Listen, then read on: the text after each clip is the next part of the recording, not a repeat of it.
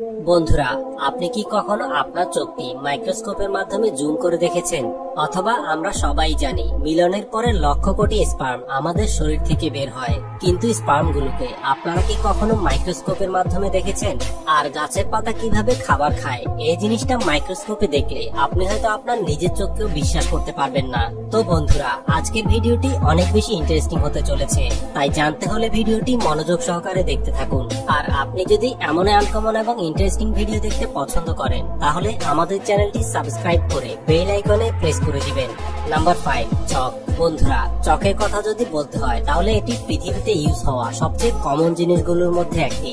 এগুলোকে ব্ল্যাকবোর্ডে ইউজ করার পাশাপাশি আরো বিভিন্ন রকমের কাজে ব্যবহার করা হয়। কিন্তু আপনারা যখন চকগুলোকে মাইক্রোস্কোপের মাধ্যমে দেখবেন, তখন চকগুলোকে আপনাদের চক মনে হবে না।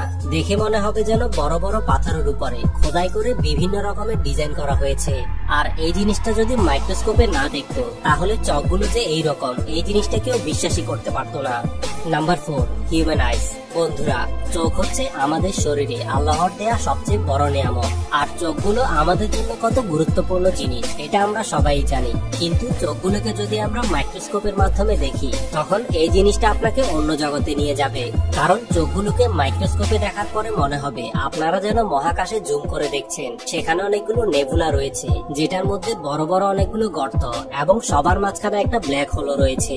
কিন্তু বাস্তবে এটা কিন্তু ব্ল্যাক হোল নয়, এটা হচ্ছে আমাদের চোখের লেন্স, যেটার মাধ্যমে আমরা সবকিছু দেখতে পাই।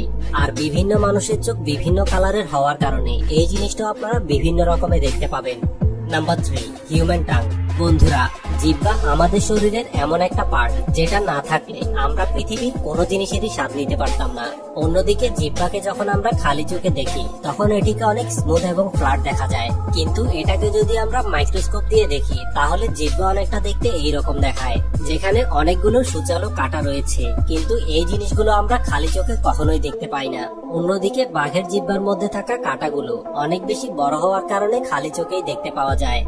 Number 2, plants. বন্ধুরা, ছোটবেলা থেকেই আমরা শুনে এসেছি সূর্য থেকে এনার্জি নিয়ে গাছপালা তাদের খাবার তৈরি করে। কিন্তু গাছ কিভাবে সূর্য থেকে এনার্জি নেয়, এই জিনিসটা জানার জন্য গাছের পাতাকে যখন মাইক্রোস্কোপের নিচে দেওয়া হয়, তখন পাতার মধ্যে ছোট ছোট অনেকগুলো ছিদ্র দেখতে পাওয়া যায়। এখানে হয়তো আপনারা স্পষ্টই দেখতে পাচ্ছেন পাতার মধ্যে থাকা ছিদ্রগুলো কিভাবে মানুষের মুখের মতো করে নড়াচড়া করছে। আর এই ছিদ্রগুলোর মাধ্যমে সূর্যের এনার্জি গুলো গাছের ভিতরে যায় এবং গাছগুলো তাদের খাবার তৈরি করে। Number 1, human sperm. বন্ধুরা, স্পার্মের ব্যাপারে জানে না এরকম মানুষ হয়তো খুঁজে পাওয়া যাবে না, কারণ ছোটবেলায় স্কুলের মধ্যেই এই বিষয়গুলো শেখানো হয়ে থাকে। নরমালি স্পার্ম গুলো দেখতে অনেকটা আঠালো অথবা দইয়ের মতো দেখা যায়, কিন্তু স্পার্ম গুলোকে মাইক্রোস্কোপের নিচে কিরকম দেখা যাবে, এই জিনিসটা কি কখনো চিন্তা করেছেন? আসলে এই লোকটি যখন তার স্পার্ম গুলোকে মাইক্রোস্কোপের নিচে দিয়ে জুম করে দেখে, তখন স্পার্ম গুলোকে অনেকটা এরকম দেখায়, যেখানে অনেকগুলো ছোট ছোট স্পার্ম সেল রয়েছে এবং স্পার্ম সেলগুলো এদিক সেদিক নড়াচড়া করছে। এবং এখানে কিছু অ্যাবনর্মাল স্পার্মও রয়েছে, যেগুলো সাধারণ স্পার্মের চাইতে অনেক বেশি দুর্বল মনে হচ্ছে। অথবা এই স্পার্মটি দেখুন, যেটার কিনা পুরো মাথাটাই বাঁকা।